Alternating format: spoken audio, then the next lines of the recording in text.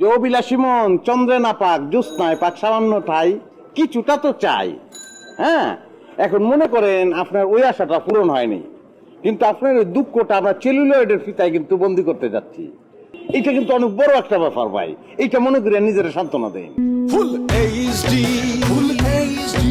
ভাই আমার মনে হয় কি আপনার ফিল্মটা হয়ে যাবে বুঝছেন, প্রডিউসার মনে কনভিন্স হয়ে গেছে বুঝছেন, যেভাবে হোক অকরাজি করে লাগবে। আমার তো মনে হয় কি আপনার যে ছবি সেই কাহিনী সবকিছু মিলে ওনার রাজি হয় না।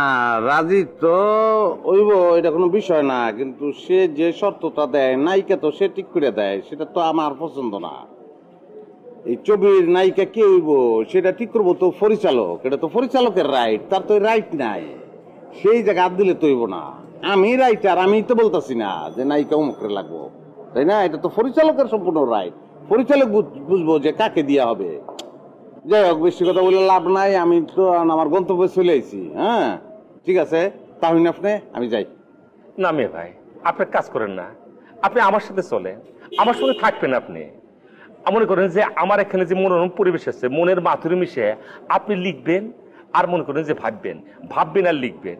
আমার বাড়ির উপরে কিন্তু ছাদ আছে বুঝছেন, সে ছাদের উপরে যে মনোরম পরিবেশ আছে আশ্চর্য হয়ে যাবেন।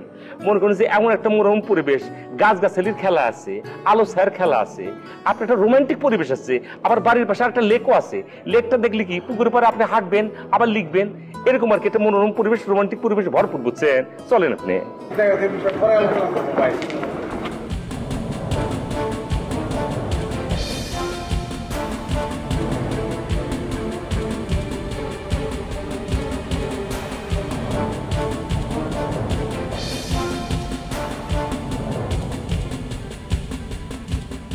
না ঠিক আছে, বুঝতে পারছি আমি। আপনি যে আপত্তিটা করেছেন, যে প্রস্তাবটা রেখেছেন আপনি, আমি এটা বিবেচনার মধ্যে রাখলাম, কিন্তু বর্তমানে আমি যেখানে আছি সেখানে আমার যাওয়াটা অত্যন্ত জরুরি। জরুরি হলে তো আপনারা আটকাইতে পারলেন না মিয়া ভাই, কি কমু, আমি তো একা মানুষ, এখন একাই থাকি। ভাবছিলাম প্রিন্সেস ইলারে বিয়ে করানোর পর আমার একা জীবন তো শেষ হবে, এখন তো সেটার আর কোনো উপায় দেখতেছি না, আমি তো আসলে একা হয়ে গেলাম। অসুবিধা নাই, জীবনানন্দ দাশ কিতা বলেছেন জানেন, নাটা ফলে মিটিতে চাষ, সে চলে গেছে তারপরেও। আর একজন খুবই একটা চমৎকার কথা বলেছেন, হ্যাঁ, যে অবিলাসী মন চন্দ্রে না পাক জ্যোৎস্নায় পাক সামান্য ঠাই, কিছুটা তো চাই। হ্যাঁ, এখন মনে করেন আপনার ওই আশাটা পূরণ হয়নি, কিন্তু আপনার ওই দুঃখটা আমরা সেলুলয়েডের ফিতায় কিন্তু বন্দি করতে যাচ্ছি। সিনেমার মধ্যে কিন্তু আপনার জীবন কাহিনীটা বন্দী হয়ে থেকে যাচ্ছে। এইটা কিন্তু অনেক বড় একটা ব্যাপার ভাই, এইটা মনে করে নিজের সান্ত্বনা দেন। ভালোবাসছিলাম রে ভাই, ভালোবাসা এমন একটা অবস্থার মধ্যে পড়ছে জীবনে কল্পনা করতে পারি নাই। এই দাগ যাইতো না মনে হয়, আর যেত না করে। শুনেন, ভালোবাসা জিনিসটা এমন, বুঝতে পারছেন, এর মনে হয়, কিন্তু এটা বারে বারে জন্ম লয়, কোনো ব্যাপার না, এটা কোনো ব্যাপার না। এর থেকে আরো ভালো জিনিস হয়তো আল্লাহ তাআলা আপনার জন্য রেখে দিচ্ছে। ওকে, টেনশন করেন না। যাই হোক ভাই, এখন যাই। ঠিক আছে, তাহলে গেলাম ভাই, আসি।